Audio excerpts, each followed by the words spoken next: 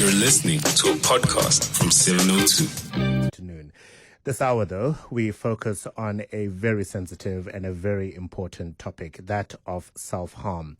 Self-harm is the act of deliberately inflicting pain and damage to one's body by means of cutting, of burning, of scratching, and self-poisoning through medication or substances to relieve emotional distress. And UNICEF, in their 2021 report, raising a concern around a growing phenomenon amongst particularly teenagers here in South Africa. And here to help us understand self-harm and self-mutilation is clinical psychologist Jeanie Cavé. Jeanie, a very good morning and welcome to the show. Hi there, Africa. Thank you so much for having me.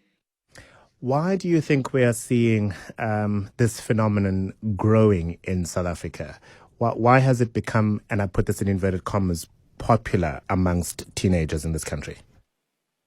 Okay, such a beautiful question, and I think such a great point of departure for us to look at really meaningfully understanding self-harm. So self-harm, we need to understand in the context of the function that it serves for the nervous system. So if I can just take a moment to share a metaphor with you guys to understand the nervous system, and then we'll see where self-harm fits in and why we're seeing the increase in the incidence of it and the awareness of it. So you can think of your nervous system like a highway, and its job is to get the cars from A to B. Now, all of the space, all of the capacity in your nervous system is like the lanes of the highway, and all of the information coming into your nervous system is like the cars on the highway. And the fewer cars there are, the more lanes available over the greater period of time. Obviously, the traffic flows a lot more. Now, when that traffic starts to build up and there are fewer lanes and there's more cars, then we go from flow to anxiety or to stress, and then later anxiety when we get into that sort of bumper-to-bumper traffic. And there isn't enough space on the highway for the cars to go from A to B. And when two cars try to be in the same lane at the same time, they can crash, and that's what we call trauma. It's these stuck, unprocessed capsules of data in the nervous system, like crashed cars on the highway. And when this happens to a greater and greater extent, there's more crashed cars, new cars are crashing into those broken down cars, there's fewer lanes, more and more cars coming onto the highway, we can get into a state of burnout. Now, obviously, this is not a sustainable state for the highway to be in, and the nervous system has to do something to get the traffic flowing again. And there are many different ways that people try to regulate and calm their nervous system, try to get the traffic flowing again. And self-harm is one of those. So self-harm is a way for a person to try and build more lanes on their highway, try and build more capacity on their highway in order to get the cars flowing again. The way that pain works in terms of our dopamine receptors and sort of our endorphins, and the release that happens when we self-harm can be a way for the nervous system to make temporary lanes available for all of that data to go through. Now, coming back to your question, why are we seeing the increase in the incidence or the awareness of it is because, we're living in the information age where there is so much data that is coming to our children, to our adolescents, and even to ourselves from all angles. There is so much information that our nervous system is having to take in. And adolescents have got vulnerable nervous systems. Their brain is still developing and is actually going through a very important last phase of maturation that can make it even more vulnerable than a child's brain or child's nervous system. And with all of this information and no space for it to go, self-harm is a way that teenagers or even adults, sometimes now children as well, are using to create some temporary lanes on the highway. Does that answer your question? It certainly does. In keeping with the analogy of a highway, the traffic buildup will be happening gradually, I imagine, right? And it will probably take quite a bit of self-reflection and emotional maturity, if nothing else, for one to realize ahead of self-harming manifesting that, wait a minute, my traffic is building up and I need to find ways of opening up that highway. How do we see trouble ahead, for lack of a better word, when we are stuck on that highway? So beautiful. So it can happen gradually over time, just with the stress and pace of life. I mean, life is incredibly high paced now, but it can also happen very suddenly. So if there is suddenly a huge influx of cars onto the highway, so a person goes through a traumatic event, a huge influx of cars, and the cars are speeding and they crash into each other. it can happen then quite suddenly. And if those cars don't get cleared off the highway, they can cause more problems. Obviously, we can't have crashed cars on the highway. They cause traffic to build up, and new cars can even crash into them. So it can be gradually over time. It can just be, the stress of life. Education is very high pressured for children now. I don't know if those of you out there, you see that your kids are doing work now in much younger grades than what we were doing then when we were in the same grade. The work is much more complex and more difficult. The competition is much more.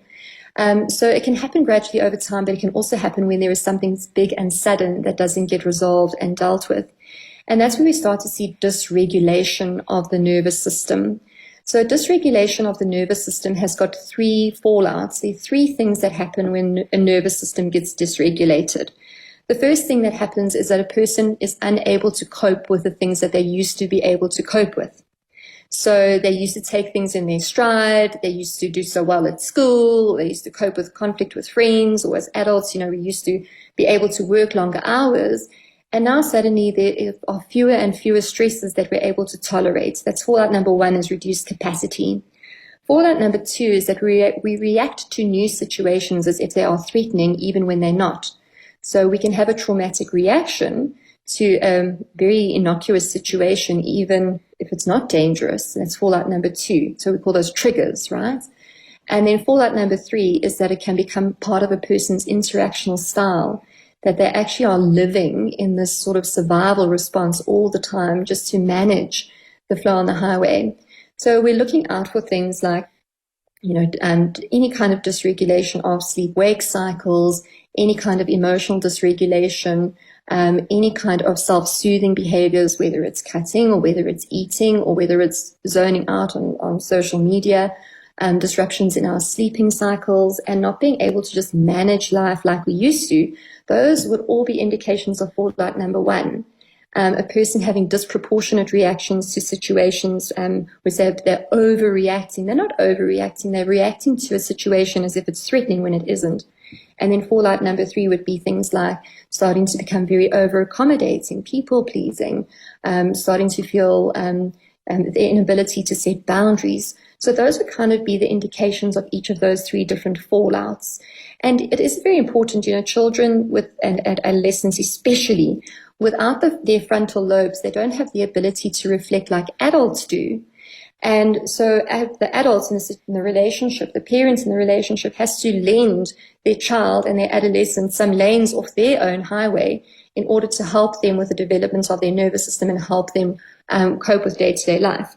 Now, what's very interesting with cutting or self-harm in any way is that our social associations with self-harm bring about a whole bunch of shame. So the person might be self-harming in order to feel better and regulate their nervous system, and that builds 2 more lanes on the highway.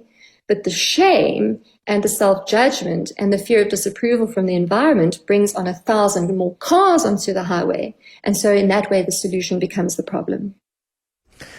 I'm going to ask a question around whether or not certain people are more susceptible to that, because something has to, once again, in inverted commas, attract you to the act of self-harming, right? It's not a generally, I don't think, glamorized outcome, if you like, when your highway is congested with traffic.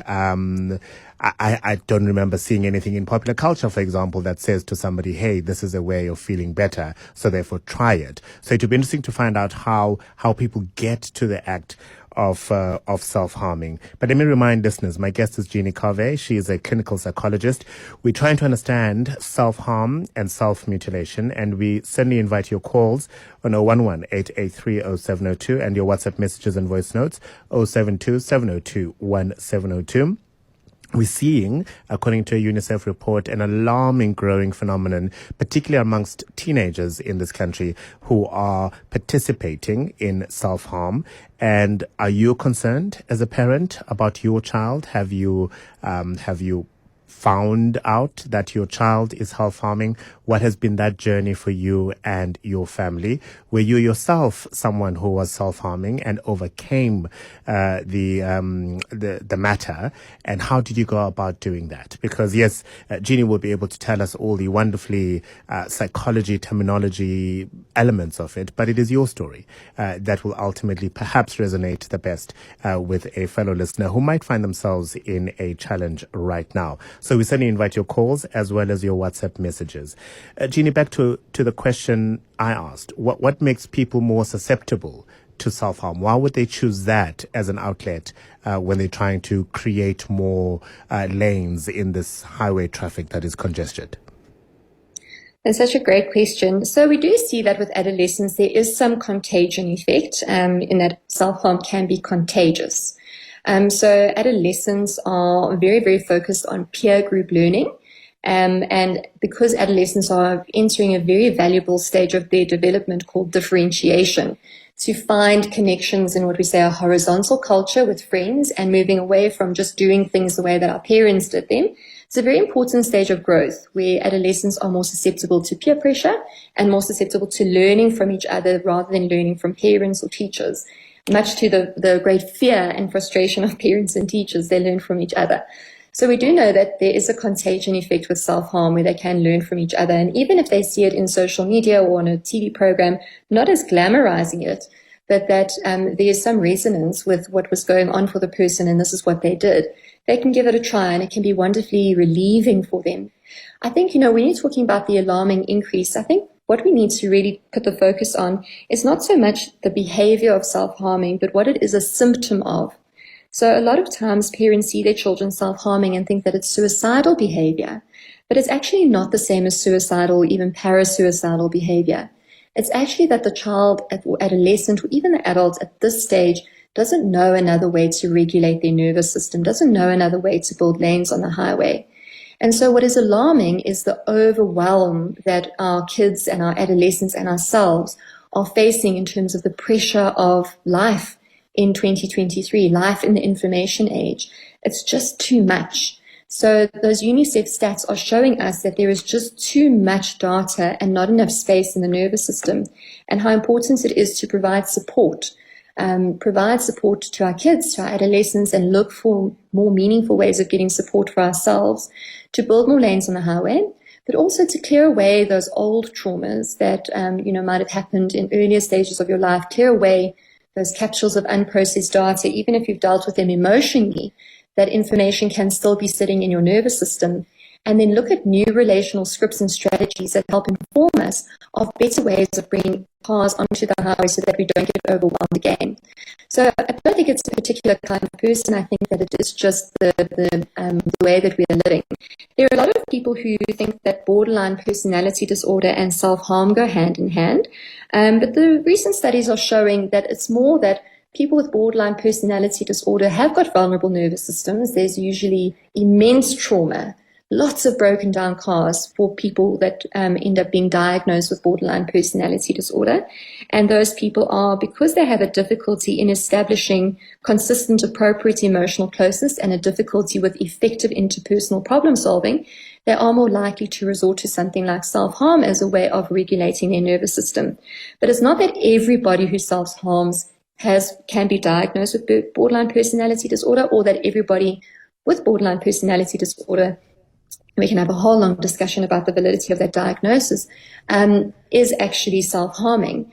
But people with vulnerable nervous systems who've been through a lot of trauma, who struggle to make use of other resources like connection or other coping mechanisms, who just don't have the real estate available on their highway, might resort to something like cutting if they don't have other options. Yeah. Our first question is from Chris in Florida, who on the WhatsApp message asks to explain if bipolar has an impact on the high rate of self-harm incidents that we're reporting in South Africa. I don't know the official stats, Chris, but thank you for your fantastic question. So, bipolar mood disorder is obviously also dysregulation of the nervous system, unable to keep the control over the mood, and we see the manic episodes and the depressive episodes, and unable to keep a regulated mood that has a very low variance of flux between high and low.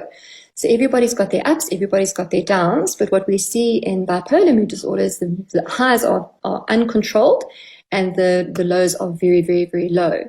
And so yes, anybody that has got a difficulty in regulating their nervous system might be resorting to self-harm. And self-harm in and of itself is not pathological. It's an indication of a nervous system that's struggling. And it's just because there's residual damage that can happen from the self-harm. If a person cuts, they can hurt themselves unintentionally more than they plan to. But there's also a social stigma that is damaging around it. But self-harm, neurologically speaking, is actually not that much different to long-distance running and the pain that we cause in our body from long-distance running or lifting weights or from getting a tattoo. We had a long discussion on one of our groups the other day about clients who are self-harming, and, some clients self-harm by getting tattoos. But that's socially appropriate, but it's a very similar thing. Regulating, calming their nervous system is nothing inherently pathological about it. But we have pathologized it because it's very frightening. It looks like suicidal behavior. It looks destructive. And also because it's not a controlled way of regulating the nervous system. The person can accidentally hurt themselves even more. But we really need to destigmatize self-harm and see it as a symptom, not as a condition. See it as not a sign of mental illness. See it not as a sign of pathology, but see it that, okay, this person doesn't have other ways of regulating their nervous system. How can we support this nervous system better so that they don't need to self-harm, rather than the self-harm being seen as the problem in and of itself? Chris, thank you very much indeed for that question. Another comment from a listener who chooses not to be named says, Morning Africa, raising kids is not easy these days. I'm a mother of a teenage girl and I'm a present parent. But in grade 7, she started cutting herself on the thighs and wrists and covered it up with long sleeves. I discovered those by chance. She was shocked I knew about the concept of self-harm or mutilation. I am a social worker at that, she writes. She says she thought it's a trend for them just to let out pain, saying that some of these are more of copycat behaviors. Shama, I can just reach out to Anonymous there and say thank you so much for your courage and connecting with us. And we can hear the little bit of explanation there.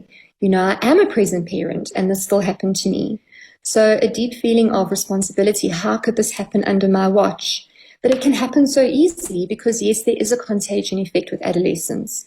So, maybe back in our day, it was, kids smoking in the bathroom, and that was a bit of a trend. Or maybe nowadays, vaping or whatever it was, that adolescents have got vulnerable nervous systems, and they will look to their peers and see what is happening for my friend, that they are doing to deal with their pain of being an adolescent, because it is a terribly fraught time. It is one of the most difficult stages of development, to be an adolescent. So yes, it can happen to any parent, that no matter how present you are, no matter how vigilant you are, it can be contagion, that your adolescence is giving it a try. But also to just understand that, our kids are not the direct result of our parenting. Our parenting just lends some space on the highway. And sometimes parenting doesn't provide enough space on the highway, and that can happen. But there's a lot of information that our adolescents are dealing with. I often just feel so grateful that there was no Facebook or WhatsApp when I was at school. Because if, something bad happened with your friends, it would only be the school that knows. Now it's like 10,000 kids that know of your shame or your embarrassments or your inappropriate behavior or your misjudgments or your impulsivity. The risks are much greater. So our kids are dealing with a lot more pressure than we can possibly imagine. And their nervous systems are still developing. So Anonymous, yes, absolutely. It can be contagion effect, but all adolescents are in a vulnerable position of growing up in the information age and can be just seeking to regulate their nervous system and finding this from seeing what their friend did and finding that it did help, it did relieve some pain. It can then become habitual, that this is their go-to for building more lanes on their highway. Indeed. Of course, we are speaking of self-harm and making an example of people cutting themselves, but sometimes it can be self-punching. head bashing, biting, placing things beneath their skin, all manners of ways that people can be self-harming. We continue the conversation with Jeanie Cavé, who is a clinical psychologist, UNICEF, raising a concern around the number of teenagers, particularly, who are beginning to self-harm in South Africa. So we ask you for your calls on 011-883-0702. Are you a parent, perhaps, of a child who is self-harming and are seeking help, seeking to understand what might be contributing to that? Some wonderful advice already from Jeanie Cavé, and we'll continue with our conversation post the news headlines. We'll also be taking your WhatsApp messages and voice notes to 072 702 1702. 702. Family Matters. We continue our conversation on understanding self-harm and self-mutilation. The UNICEF 2021 report raising a concern around the phenomenon of self-harm, particularly around, rather involving teenagers in this country. We invite your calls on 011-883-0702. Your WhatsApp messages and voice notes to 072 702 1702. Our guest this hour is clinical psychologist Jeanie Cavé. Jeanie, lovely to have you staying with us, of course, for this hour. I raised a point just before we went to the news that, yes, we're talking about teenagers and young adults and children, sadly, as we've been reflecting, using sharp tools to cut themselves, to scratch themselves, to pierce their skin. But as I said, it could also be self-punching, it could be head bashing, it could be biting, self-hitting, that perhaps won't leave as evident a mark as somebody using a sharp tool to scratch themselves. Very much so. I just want to come back to the beautiful conversation you and Relebogile were having about that heartbreak. And did you see that within fractions of a split second, Africa, you could recall that experience? Yes. So it was too much information for your little nervous system to process that, I can't get these shoes because if I get them, my mom can't give all of my cousins. And that was heartbreaking for you.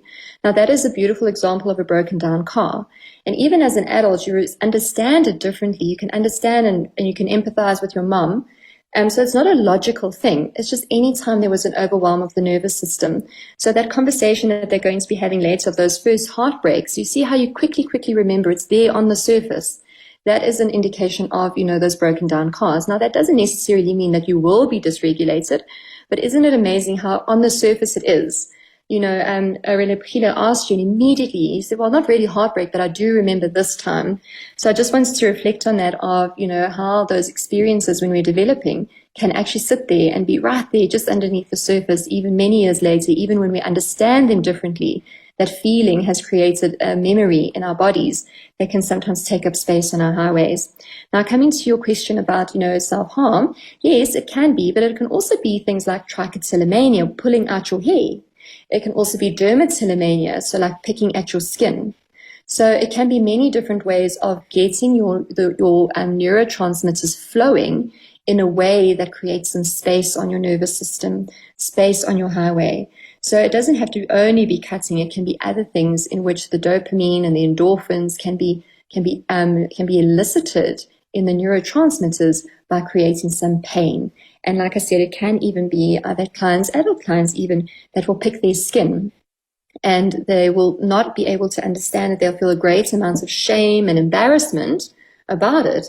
But when you understand that actually it's just dysregulation of the nervous system, we need to understand, why does your highway not have enough space? What can we do to resource it? What can we do to tow away the broken down cars that may be sitting there for years and years and years? And what can we do to make toll gates so that there's not too much information coming onto the highway, that the highway becomes overwhelmed again? In fact, let's then shift to that part of the conversation, because quite rightly, earlier you said that in treating self-harm, let's not focus on the self-harm itself. In fact, it's more important to try and understand why there is a nervous system dysregulation. And if you treat that, it will then automatically address the issue of self-harm. Yes, so it will reduce the need for the self-harm and give the nervous system some options of how it's going to resource. So we obviously look at resourcing. So there's things that people can do on their own to resource, like yoga, meditation, mindfulness, looking after themselves very well. But sometimes when the nervous system is too full I sometimes think like, meditation is what you do when you are already feeling well and you want to feel better. Because if your nervous system is too full, if that highway is congested, you can't get there to build those lanes. And sometimes you then need to have other ways of resourcing, like therapy. In terms of dealing with those broken down cars, we have our trauma-informed therapies. And in building new relational scripts, we can then have more management techniques and interactional therapies. So what we're seeing now in understanding the nervous system is the rise of brain-based therapies. So brain-based therapies are different. They incorporate talk therapy as part of the process. But brain-based therapies focus on introducing the pattern of brain waves into the nervous system that can give us access to resourcing, clearing away trauma, and building those toll gates. And kinds of brain-based therapy that are very popular at the moment would be like somatic experiencing, brain spotting, EMDR, BWRT, and the integrated brain-based approach. Those are all wonderful ways of working with the bottom of the brain up, teaching the nervous system how to regulate itself better, clearing away those broken down cars, and then creating new toll gates. But the things that people can do on their own are all of those things that we sometimes don't have capacity to do when we're overwhelmed, which is the resourcing of the yoga, the mindfulness, eating well, and even sometimes medication. So I'm not a psychiatrist, I'm not going to comment on the medication, but a lot of times people do benefit from going onto some kind of medication to help them with the resourcing. But if we resource without towing away the broken down cars and building toll gates, eventually the highway will become oversaturated again. And that is where we look at the benefits of brain-based psychotherapies. And what can we, as family, relations, friends of people we love who are self-harming, what can we do to help? So first of all, don't freak out as a parent. Don't freak out, and definitely don't think it's the same as suicidal behavior. So I think the fear of suicide strikes deep into the heart of every parent of an adolescent. And the risk of suicide is very real with adolescents because they don't have impulse control. They've got poor temporal awareness, so that's the awareness of time. So for them, their struggles feel so overwhelming and they feel like they're going to be permanent. So teenagers are at risk for suicide. So I'm not saying the risk isn't real, but self-harm and suicidality are two very different things. So the first thing is to definitely don't freak out. And secondly is not to address the self-harm behavior with the person that you've noticed is doing this behavior, but rather to be supporting them in whatever it is that their struggle is, and rather look at getting them treatment for the dysregulation of their nervous system rather than treating the self-harm as the problem in and of itself. So don't freak out, and then definitely look at getting help. And, really listen to your kids and really listen to your adolescents. And that beautiful example you gave about the sandals, and I forgot the name of that particular kind of sandal, but you're going to get it at Cuthbert's. Yes. For us as adults, we might look and say it's not a big thing, but for you, in that moment, it was so huge and so relevant that you remember it all these years later. And so it's to develop the skill of empathically listening to the struggles of our adolescents, and children. As adults, we think we have the monopoly on stress, but we don't realize how stressful it is. We don't remember how stressful it was to grow up. And what can seem like a no big deal to us can be incredibly overwhelming for our kids. And so there's a difference between listening empathically, and that's not to agree or condone or reinforce what they're feeling, but just to unconditionally accept what they're feeling before we try to teach them and guide them. It's all a matter of timing. So, my little guy, he's 6.5, and he was very upset the other night in Cappuccinos because nobody was listening to him when he was telling them to turn the music down. Now, of course, they're not going to turn the music down in a whole restaurant because of one 6.5-year-old who wants less music. But at the time, his little heart was so broken, he was so upset. And I listened and I acknowledged his feelings. He felt ignored. He felt upset. That was very hard for him. And then later, when his nervous system had regulated itself, then I could say to him, but you know what, Bugs, there's loads of people in the restaurant. They're not going to change the music for any one person. But, next time if you feel the music's too loud, we can maybe go sit in a different area or we can go out. So it's very much a matter of timing and how you listen, and not to be corrective listening to the struggles of your kids and your adolescents, but to understand for them how very real it is. So I guess the 3 major takeaways would be, please don't freak out. Please rather address the underlying dysregulation of what is overwhelming for them at this phase of their development. and to develop the skills of empathic listening and not corrective listening, and support your children through their struggles rather than pathologizing the way that they are trying to regulate themselves, and without thinking that you have to completely protect them from the difficulties of life, but rather empowering them with the skills to cope with the difficulties of life. That's very sage advice, and I love that nickname for your child, Bugs, but that's a conversation for another day. Let's finish off with a couple of questions on the WhatsApp line. Somebody saying, could self-harming also be general neglect of oneself, refusing to eat nutritional foods, neglecting body image by not bathing every day, dressing nice, clean clothes, or general untidiness around the house and their room? Yeah, so those can definitely be signs of dysregulation. When you've got space in your nervous system, even like the task of showering, if you think about going to take a shower and you've got capacity in your nervous system, it's a quick and easy thing to do. But if you are already overwhelmed, if you are already in that burnout, if you're already your highway is completely jammed, you think about showering as a very complex task. You've got to undress, got to switch on the water, you've got to get in, there's stages in which you wash yourself, then you've got to get out, and you've got to dry yourself, and you've got to redress yourself.